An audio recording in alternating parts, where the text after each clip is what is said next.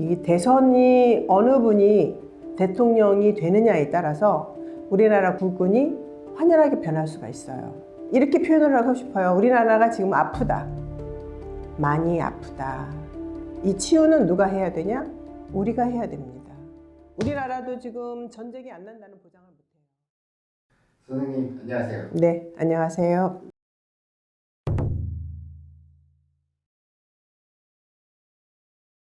우리가 작년에 촬영했죠. 작년 겨울에 우리가 상반기 구군을 제가 했었는데 그때 아마 우리나라가 여름이 무섭다라고 내가 그랬어요. 그 기운은 여전합니다. 그래서 지금 대선을 앞두고 있잖아요. 이 대선이 어느 분이 대통령이 되느냐에 따라서 우리나라 국군이 환연하게 변할 수가 있어요. 심사숙고를 해야 되고 언제나 그랬듯이 대통령은 우리 손으로 뽑는 거잖아요. 어느 분이 될지. 지금 가장 유력한 게 이재명 후보하고 김문수 후보인데 이분 둘 중에 어느 분이 대통령이 되느냐에 따라 우리 국군이 어떻게 변할지 판가름이 지어지는 거니까 어떻게 보면 국군은 우리 국민 손에 있다고 보면 됩니다.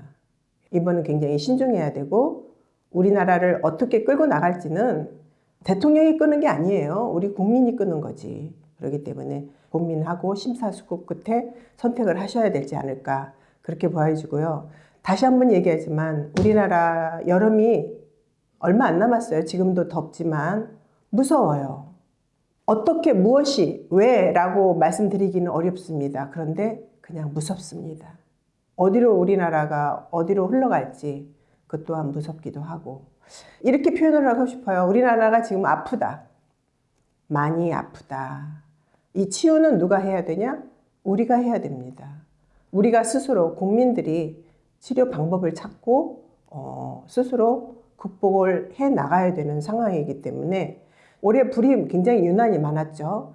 근데 하반기에도 불은 많이 확산이 될 걸로 보여요. 어떤 불이든 불이 많이 나는 해다라고 보여지고요.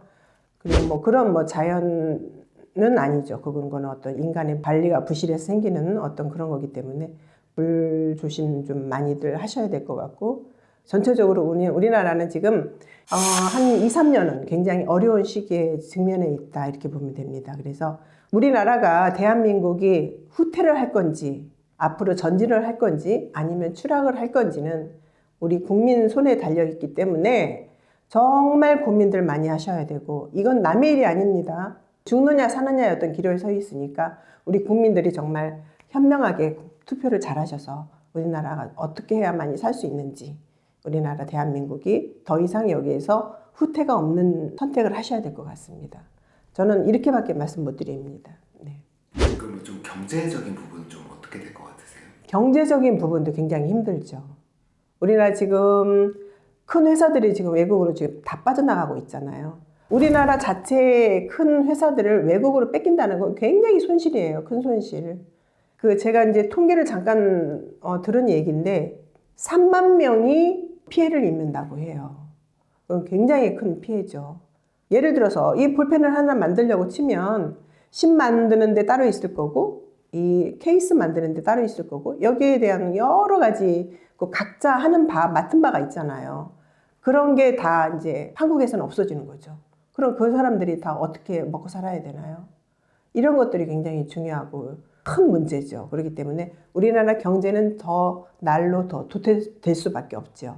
그렇기 때문에 2, 3년은 정말 더 힘들어진다. 주변국과 관계는 어떻게 될 것 같으세요? 주변국과 관계는 여기에서는 더 좋아지지는 않을 걸로 보입니다. 그래서 자꾸 적들이 생겨요. 그래서 이번에 대선이 굉장히 중요한 시기라고 저는 봅니다. 그래서 주변국들과도 계속 적대감이 생기고 우리나라도 지금 전쟁이 안 난다는 보장을 못해요. 우리나라 지금 굉장히 흔들리는 반석 위에 올라가 있다.